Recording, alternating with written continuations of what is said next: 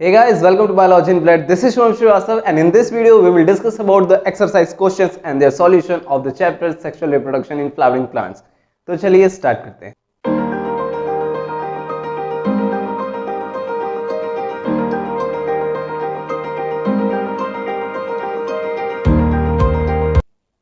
तो पहला क्वेश्चन हमारे सामने ये आ रहा है कि name the parts of angiosperm flower in which development of male and female gametophyte takes place. तो इसका आंसर हो जाएगा development of male gametophyte takes place inside pollen chamber of the anther and development of female gametophyte takes place inside nucleus of ovule of functional megaspore. मतलब male gametophyte जो है वो anther के pollen chamber के अंदर develop करता है और फीमेल गैमेटोफाइट जो है वो फंक्शनल मेगास्पोर के न्यूक्लियस के अंदर डेवलप करता है। और सेकंड क्वेश्चन हमारे सामने है कि differentiate between microsporogenesis and megasporogenesis. Which type of cell division occurs during these events? Name the structures formed at the end of two events, microsporogenesis and megasporogenesis. इन दोनों के बीच के डिफरेंस को बताना है। हम ये बताना है कि इस प्रोसेस के दौरान कौन से सेल डिवीजन यहाँ पर होते हैं और ये प्रोसेस जब खत्म होता है तो हमें फाइनल प्रोडक्ट क्या मिलता है। तो माइक्रोस्पोरोजेनेसिस ये है कि माइक्रोस्पोर मदर सेल का जब मियोसिस होता है तब माइक्रोस्पोर बनता है और मेगास्पोर मदर सेल का जब मियोसिस होता है तो मेगास्पोर बनता है। माइक्रोस्पोरोजेनेसिस में ये पॉलन सैक के अंदर हो रहा होता है और मेगास्पोरोजेनेसिस जो है वो ओव्यूल के अंदर हो रहा होता है। माइक्रोस्पोरोजेनेसिस से हमें प्रोडक्ट के तौर पे पॉलन मिलता है और मेगास्पोरोजेनेसिस से हमें प्रोडक्ट के रूप में एम्ब्रियो सैक मिल रहा होता है। माइक्रोस्पोरोजेनेसिस में अरेंजमेंट जो है वो माइक्रोस्पोर का वो टेट्राहेड्रल होता है और वहीं पर arrangement of megaspore after megasporogenesis वो लीनियर होता है। और माइक्रोस्पोरोजेनेसिस की बात करें तो सारे के सारे जो चार माइक्रोस्पोर बन रहे होते हैं वो फंक्शनल होते हैं। वहीं मेगास्पोरोजेनेसिस में जो चार मेगास्पोर बनते हैं उनमें से 3 डीजेनरेट हो जाते हैं और सिंगल का एक मेगास्पोर जो है वो फंक्शनल रह जाता है।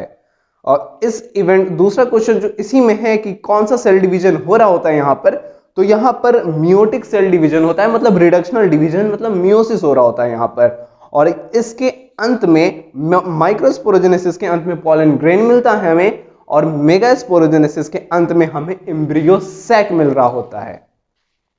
थर्ड क्वेश्चन है हमारे सामने, arrange the following terms in the correct development sequence.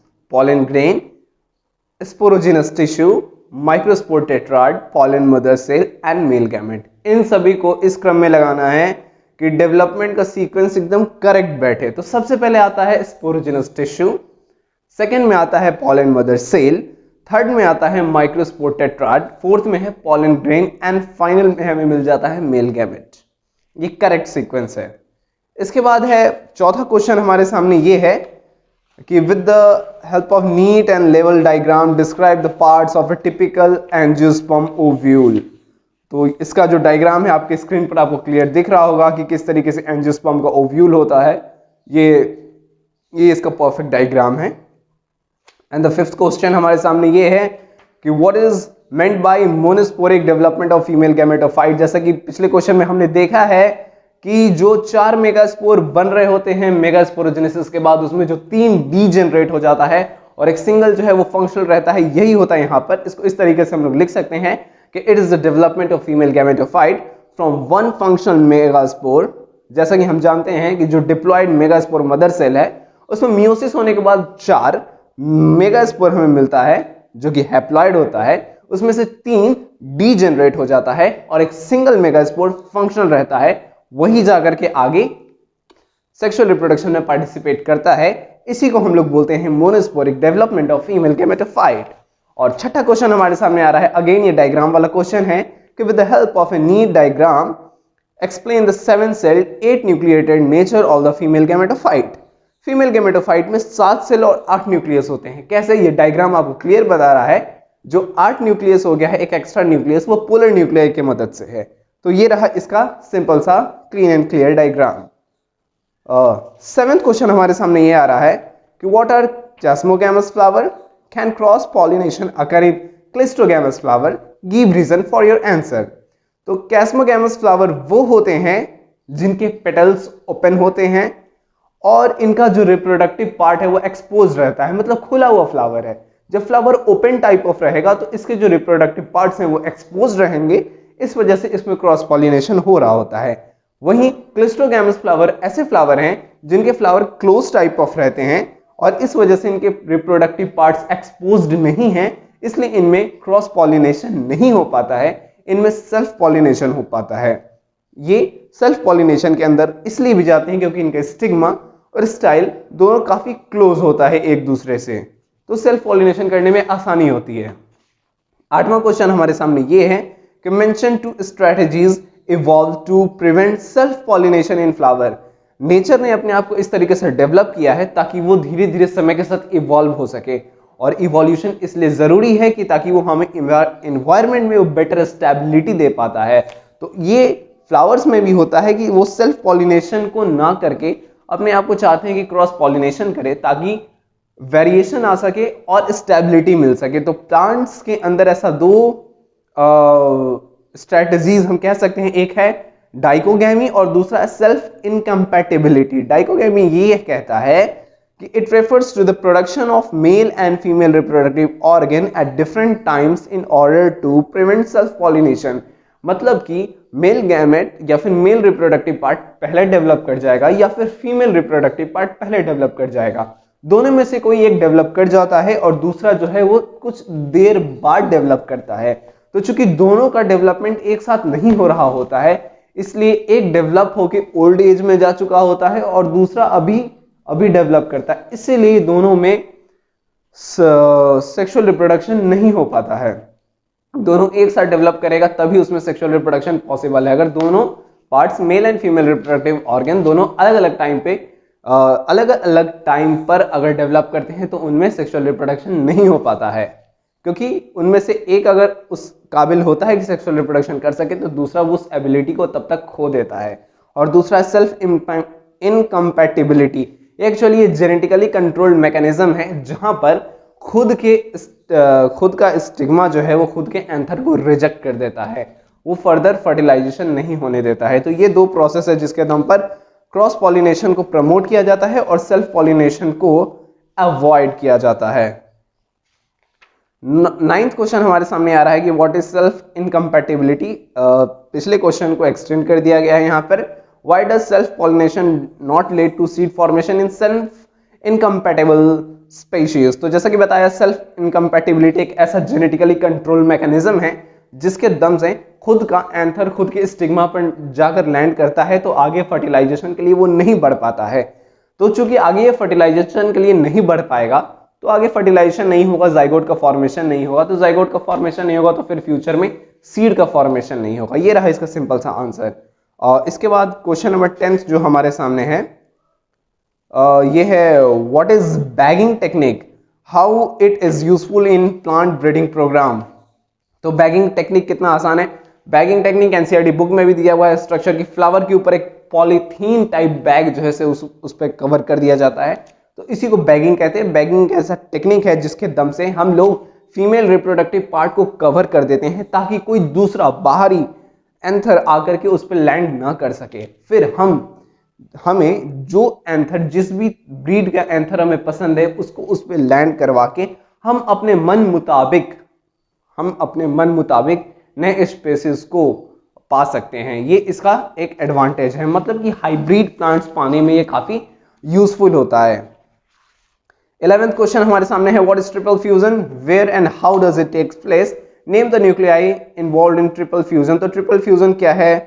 Triple fusion हमने डबल फर्टिलाइजेशन का एक ऐसा पार्ट है जिसमें कि एक मेल जर्मिनेटिव सेल जाकर के पोलर न्यूक्लियाई के साथ फ्यूज करता है, और चूंकि मेल जर्मिनेटिव सेल जो है वो हैप्लॉइड है एंड पोलर न्यूक्लियाई डिप्लॉइड है, और ये दोनों मिलकर ट्रिप्लॉइड PEN बनाता है, इसीलिए हम इसे ट्रिपल फ्यूजन कहते हैं। ये सारा का सारा प्रोसेस एम्ब्रियो सैक में हो रहा होता है, और अगर बात की जाए कौन सा न्यूक्लियाई इसमें इन्वॉल्व है, तो इसमें से 2 न्यूक्लियाई इन्वॉल्व है, एक मेल गैमेट का न्यूक्लियाई और 2 न्यूक्लियाई पोलर न्यूक्लियाई के इन्वॉल्व होते हैं इसमें। ये 3 न्यूक्लियस इसमें इन्वॉल्व होता है। इसलिए इसे ट्रिपल फ्यूजन भी कहते हैं। 12th क्वेश्चन हमारे सामने ये है कि why do we think the zygote is dormant for some time in a fertilised ovule. Ovule के फर्टिलाइज हो जाने के बाद भी जाइगोट जो है वो कुछ देर के लिए डोरमेंट रहता है, मतलब शांत बैठा रहता है। ऐसा क्यों होता है? ऐसा इसलिए होता है, वो शांत इसलिए बैठता है, कुछ देर तक डोरमेंट रूप में बैठा रहता है, क्योंकि उसको न्यूट्रिशन देने वाला एंडोस्पर्म का फॉर्मेशन तब तक नहीं हुआ होता है। और जैसे ही जब मतलब जाइगोट बना, उसके बाद जाइगोट बन के पड़ा हुआ है वहां पर और एंडोस्पर्म वहां पर नहीं बना है, तो उस जाइगोट को न्यूट्रिशन कौन देगा?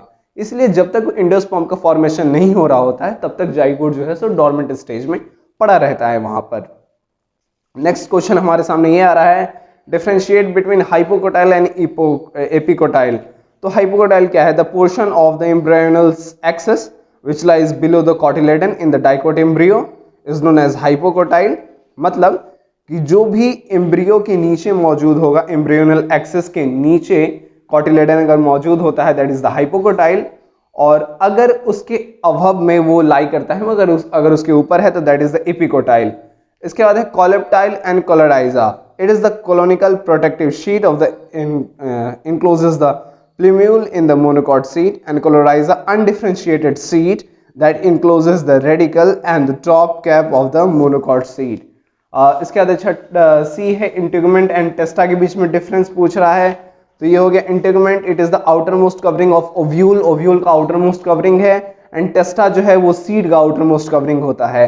पेरिस्पर्म एंड पेरिकार्प में डिफरेंस पूछ रहा है। तो पेरिस्पर्म क्या है? It is the residual nucellus which persist, it is present in some seeds such as black pepper. Black pepper जैसे कुछ सीड्स में ये मौजूद होते हैं। और पेरिकार्प क्या? It is the ripened wall of the fruit of a fruit. किसी फल का जो वॉल होता है वो जब राइपेन हो जाता है, मतलब जो पक जाता है, जैसे आम का हो गया, तो इस तरीके की चीजों को पेरिकार्प के अंदर रखा गया है।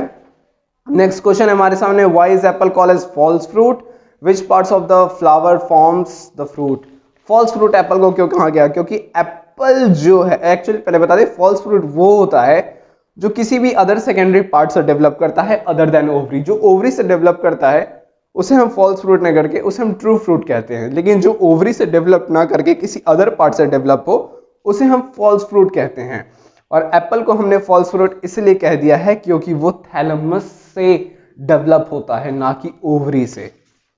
15वां क्वेश्चन हमारे सामने यह है कि what is meant by emasculation, when and why does the plant breeder employ this technique? Emasculation क्या है? इमैस्कुलेशन एक ऐसा प्रोसेस है जिसकी मदद से हम लोग किसी फ्लावर के एंथर को काट लेते हैं, काट करके उसे स्टोर कर लेते हैं, ताकि जब हमारा मन करे हम अपने मन मुताबिक उसको अपने अकॉर्डिंग फ्यूज करवा सके, उसको अपने अकॉर्डिंग फर्टिलाइजेशन में ले जाएं और अपने मन मुताबिक ब्रीड को हासिल कर सके। यही इमैस्कुलेशन है। और इसका ब्रीडर जो है इसका यूज इसलिए करते हैं ताकि वो हाइब्रिड प्लांट्स को पा सके, अपने मन मुताबिक कैरेक्टर वाले प्लांट्स को पा सकें। एंड द 16th क्वेश्चन हमारे सामने ये है कि if one can induce parthenocarpy through the application of growth substances, which fruit would you like to select to induce parthenocarpy and why? अगर कोई पार्थेनोकार्पी का एप्लीकेशन यूज करना चाहता है तो बताओ कि कौन से फ्रूट को यूज करोगे तुम इस टेक्निक के लिए और क्यों? तो पार्थेनोकार्पी एक ऐसा प्रोसेस है जिसमें कि फर्टिलाइजेशन के बगैर हम फ्रूट का डेवलपमेंट कर पाते हैं। तो इस प्रोसेस के लिए हम लोग जिस फ्रूट के लिए यूज कर सकते हैं वो है watermelon, musk melon, devoid of seeds. ये सारी चीजें मार्केट में ग्रेट डिमांड में भी रहती हैं। तो इन सब चीजों का, इन फ्रूट्स का हम लोग यूज करते हैं पार्थेनोकार्पी के मदद से। एंड नेक्स्ट क्वेश्चन हमारे सामने ये है कि explain the role of tapetum in the formation of pollen grain wall. तो पॉलन ग्रेन वॉल में से किस तरीके से फॉर्मेशन है? तो ये एक्चुअली इनर लेयर होता है पॉलन ग्रेन का। पॉलन ग्रेन का इनर मोस्ट तो ये उसको न्यूट्रिशन प्रोवाइड कराने में काम लेता है, उसको न्यूट्रिशन प्रोवाइड कराता है, क्योंकि इसके अंदर various types of amino acid मौजूद हैं, इसके अंदर एंजाइम मौजूद है, इसके अंदर हार्मोन्स मौजूद है। तो पॉलन को ये न्यूट्रिशन टाइम टू टाइम और क्वालिटी न्यूट्रिशन देता है। साथ में ये टैपेटम जो है ये एक्साइन लेयर फॉर्म करने में भी कभी कभी मदद करता है। And the next question is what is apomixis and what is its importance? Apomixis क्या है? तो एपोमेक्सिस एक ऐसा प्रोसेस है जिसमें कि सीड का formation, apomixis is the process of seed formation without the occurrence of fertilisation. यहाँ पर भी फर्टिलाइजेशन के बगैर सीड का फॉर्मेशन हो रहा होता है, इसलिए हम इसे एपोमेक्सिस कहते हैं। और इसका इंपॉर्टेंस ये है कि ये हाइब्रिड सीड देने में हमारी मदद करता है और it inhibits the loss of desired character in A hybrid. और किसी भी हाइब्रिड में जो कैरेक्टर हम चाहते हैं वो हमें आसानी से प्राप्त होता है। तो ये थे कुछ क्वेश्चंस, ये थे sexual reproduction in flowering plant के एक्सरसाइज क्वेश्चंस और उसके सॉल्यूशंस। अगर ये वीडियो पसंद आई हो तो इसको लाइक करना, शेयर करना, सब्सक्राइब कर देना एंड अपने डाउट्स को नीचे कमेंट में बताना। तब तक के लिए ऑल द बेस्ट।